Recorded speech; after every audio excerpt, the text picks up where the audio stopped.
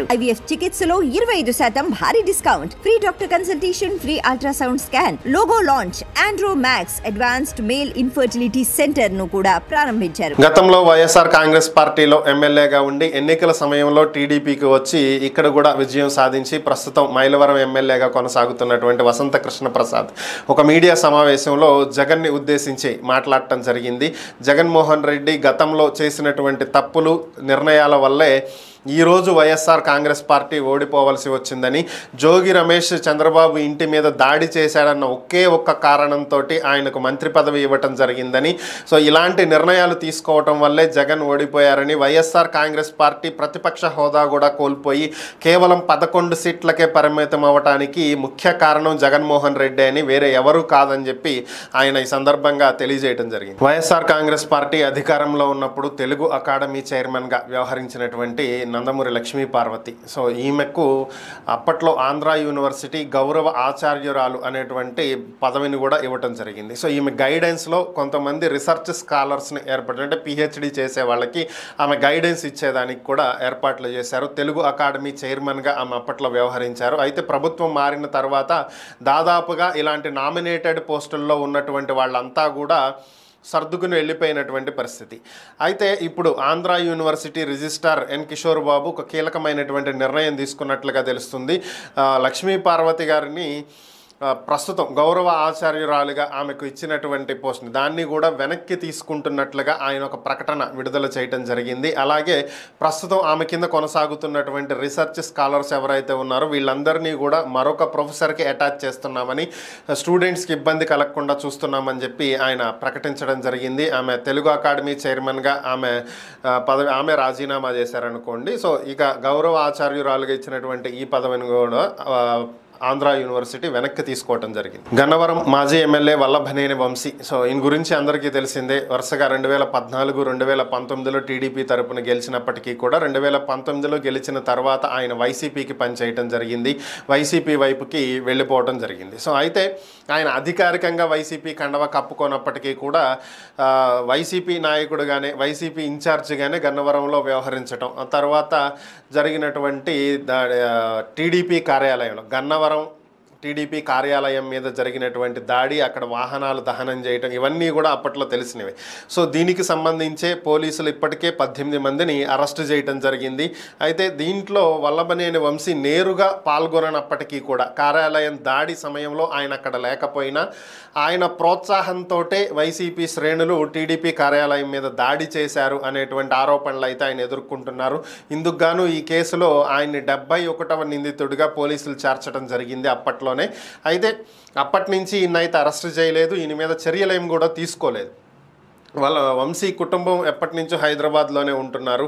రాజకీయాల దృష్ట్యా ఆయన ఇక్కడ ఉంటున్నటువంటి పరిస్థితి. ఇక ఎన్నికల ఫలితాల అనంతరం ఆయన ఓడిపోయినటువంటి నేపథ్యంలో ఆయన కూడా హైదరాబాద్ షిఫ్ట్ అయిపోయినట్లుగా తెలుస్తుంది. అయితే ఈరోజు ఉదయం దాదాపుగా 4 పోలీస్ బృందాలు హైదరాబాద్ వెళ్ళినటువంటి నేపథ్యంలో వంశీని అరెస్ట్ చేయటానికే పోలీసులు హైదరాబాద్ వెళ్ళారు అనేటువంటి వార్తలు అయితే వినిపిస్తున్నాయి. మరి ఒకవేళ ఆయన అరెస్ట్ చేసి తీసుకువస్తారా, లేదా అటు పులివర్తి నాని కేసులో ఏ విధంగా అయితే చెవిరెడ్డి భాస్కర్ రెడ్డి తనయుడు మోహిత్ రెడ్డికి 41A CRPC నోటీసులు ఇచ్చి విడిచిపెట్టినట్లుగా వంశీకి కూడా 41A CRPC నోటీసులు ఇచ్చి వదిలిపెడతారా అనేటువంటివే ఇప్పుడు వస్తున్నటువంటి ప్రశ్నలు. అయితే మరొక పక్క వంశీ అసలు ఇండియాలోనే లేరు, ఆల్రెడీ అమెరికా వెళ్ళిపోయి ఉన్నారనేటువంటి వార్తలు కూడా వస్తున్నాయి. మరి ఓవరాల్గా ఏది నిజం అనేది అయితే తెలియాల్సింది. ఇటీవల కురిసినటువంటి భారీ వర్షాలు, వరదల కారణంగా కోనసీమ ప్రాంతంలో పంటలు నీట మునిగిన విషయం అందరికీ తెలిసిందే. చాలా వరకు రైతులు నష్టపోయారు. సో దీనికి సంబంధించే గత కొద్ది రోజుల నుంచి కాంగ్రెస్ ఏపీ అధ్యక్షురాలు షర్మిల కూడా స్పందిస్తున్నటువంటి పరిస్థితి. ప్రభుత్వం దీని మీద చర్యలు తీసుకోవాలని చెప్పి ఆమె పదే పదే కోరుతున్నటువంటి పరిస్థితి కూడా. ఇటు ఉభయ గోదావరి, ఏలూరు, ఈ చుట్టుపక్కల జిల్లాల్లో, కృష్ణా జిల్లాలో కొంత భాగం, అలానే అనకాపల్లి జిల్లాలో కూడా భారీగా పంట నష్టం అయితే జరిగింది.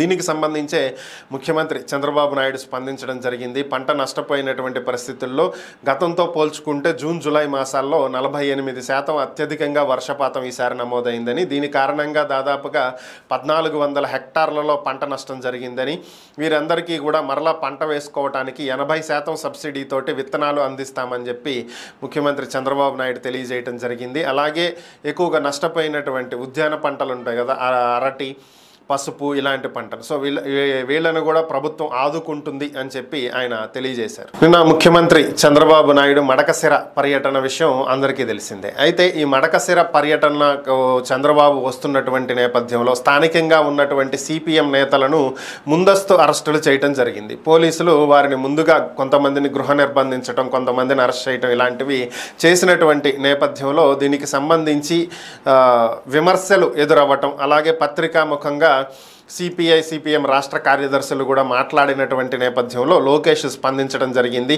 ఆయన ట్విట్టర్ వేదికగా ఒక పోస్ట్ పెట్టడం జరిగింది. సో ముఖ్యమంత్రి పర్యటనలో భాగంగా సిపిఎం నాయకులను అరెస్టు చేశారని చెప్పి మా దృష్టికి వచ్చింది, కానీ అది మా ఉద్దేశ్యం కాదు. గత ప్రభుత్వంలో ముఖ్యమంత్రి పర్యటన జరుగుతున్నప్పుడు ముందుగా ప్రతిపక్షాలను, అలాగే స్థానికంగా ఉండేటువంటి ప్రజా సంఘాల నేతలను అరెస్టు చేయటం, లేకపోతే గృహ నిర్బంధించడం ఇలాంటివి జరుగుతూ ఉండేవి. అదే అలవాటున పోలీసులు నిన్న కూడా వ్యవహరించినట్లున్నారు. కాబట్టి దీనికి మీ అందరికీ నేను క్షమాపణ చెప్తున్నాను కామ్రేడ్ అని చెప్పి ఆయన క్షమాపణలు చెప్తూనే ఇక నుంచి ఇలాంటి ఘటనలు పునరావృతం కాకుండా చూస్తామని నిరసనలు తెలియజేయటం, వారి వాదనలు అలాగే వారి డిమాండ్లను ప్రభుత్వం దృష్టికి తీసుకురావటం ప్రతి ఒక్కరికి ఉండేటువంటి ప్రాథమిక హక్కు అని, అలాంటి హక్కులను హరించటం తమ ప్రభుత్వ లక్ష్యం కాదని, ప్రజా సంఘాలు కావచ్చు, ప్రతిపక్షాలు కావచ్చు, ఎవరినీ కూడా ఇబ్బంది పెట్టేటువంటి ఉద్దేశం తమ కూటమి ప్రభుత్వానికి లేదని, ఎవరి భావ ప్రకటన స్వేచ్ఛను వారు ఉపయోగించుకోవచ్చని, వాటిని హరించేటువంటి పనులు మేము చెయ్యము, భవిష్యత్తులో ఇలాంటివి జరగకుండా మేము అధికారులకి ఆదేశాలు ఇస్తాము, ముఖ్యమైనటువంటి పోలీస్ అధికారులు తమ పోలీస్ డిపార్ట్మెంట్కి వీటికి సంబంధించినటువంటి మార్గదర్శకాలను వెంటనే పంపించాలి అని చెప్పి కోరుకుంటున్నాను అని చెప్పి ఆయన స్పష్టం చేయడం జరిగింది. టీడీపీ ఉండి నియోజకవర్గ ఎమ్మెల్యే రఘురామకృష్ణరాజుకి తెలంగాణ హైకోర్టులో భారీ ఊరట లభించిందనే చెప్పుకోవాలి. ఎందుకంటే ఆయనకు ఉన్నటువంటి power generation company Hindu India power Genco, దీనికి సంబంధించి ఆయన బ్యాంకుల నుంచి గతంలో లోన్లు తీసుకున్నారని చెప్పి అందరికి తెలిసినటువంటి విషయం ఇది. ఈ లోన్లు ఆయన సరిగా చెల్లించలేదు, ఇలాంటి ఆరోపణలు గతంలో కూడా ఆయన ఎదుర్కోవటం జరిగింది. సో దీనికి సంబంధించే SBI, state bank of India ఆయన డిఫాల్టర్స్ లిస్టులో పెట్టింది. సో అయితే దీన్ని సవాల్ చేస్తూ ఆయన తెలంగాణ హైకోర్టులో పిటిషన్ దాఖలు చేయడం జరిగింది. దీనికి సంబంధించే హైకోర్టు దీని మీద తీర్పు చెప్పడం జరిగింది. అంటే కంప్లీట్గా కేసు అయితే ఫైనల్ కాలేదు, కానీ నిన్న దీని మీద విచారణ జరిగినటువంటి నేపథ్యంలో హైకోర్టు ప్రస్తుతం ఎస్బీఐ ఏదైతే డిఫాల్టర్స్ లిస్టులో పెట్టిందో సమస్యాత్మకమైనటువంటి ఖాతాగా, సో ఆయన బ్యాంక్ అకౌంట్ని ఏ విధంగా డిఫాల్టర్స్ లిస్టులో పెట్టారో దాని నుంచి ప్రస్తుతం తొలగించాలని తాత్కాలికంగా ఈ ఎస్బీఐ తీసుకున్నటువంటి నిర్ణయానికి స్టే ఇవ్వటం జరిగింది. ఇదే కేసులో కౌంటర్ దాఖలు చేయాల్సిందిగా స్టేట్ బ్యాంక్ ఆఫ్ ఇండియాతో పాటుగా ఆర్బీఐ, రిజర్వ్ బ్యాంక్ ఆఫ్ ఇండియాకు కూడా తెలంగాణ హైకోర్టు నోటీసులు ఇవ్వటం జరిగింది. మరి దీని తర్వాత ప్రొసీడింగ్స్ ఏ విధంగా ఉంటాయి ఏంటనేది అయితే తెలియాల్సింది. గతంలో వైఎస్ఆర్ కాంగ్రెస్ పార్టీ ప్రభుత్వం అప్పటి ప్రతిపక్ష నేత ప్రస్తుత ఏపీ ముఖ్యమంత్రి చంద్రబాబు నాయుడు మీద స్కిల్ డెవలప్మెంట్ కేసు పెట్టిన విషయం అందరికీ తెలిసిందే. ఈ కేసుకి సంబంధించి అప్పట్లో ప్రభుత్వం తరపున వాదనలు వినిపించినటువంటి AAG, additional advocate general Sudhakar Reddy హైకోర్టులో పిటిషన్ దాఖలు చేశారు. తనకు ప్రాణహాని ఉందని సెక్యూరిటీ ఇవ్వాలని చెప్పి కోరుతూ ఆయన హైకోర్టులో పిటిషన్ దాఖలు చేసినటువంటి నేపథ్యంలో కోర్టు ఆయన చేసినటువంటి పిటిషన్ని తిరస్కరించింది. ఏంటి అంటే విచారణ జరిపినటువంటి న్యాయస్థానం సెక్యూరిటీ కౌన్సిల్ ఇచ్చినటువంటి నివేదిక ప్రకారం సుధాకర్ రెడ్డికి ఎటువంటి ప్రాణహాని లేదు అని చెప్పి వాళ్ళు ఒక నివేదిక ఇవ్వటం జరిగిందని, అంతేకాకుండా ఆయన ప్రజాప్రతినిధి కాదు, అలాగే ప్రజలకు సంబంధించినటువంటి ప్రభుత్వ వ్యక్తి కాదు. సో అలాంటప్పుడు అతనికి ప్రభుత్వం తరపున సెక్యూరిటీ ఇవ్వాల్సినటువంటి అవసరం లేదు. ఒకవేళ మీకు నిజంగా ఏదైనా ప్రాబ్లం ఉంది, ప్రాణహాని ఉంది, ఇలాంటివి ఏవైనా ఉంటే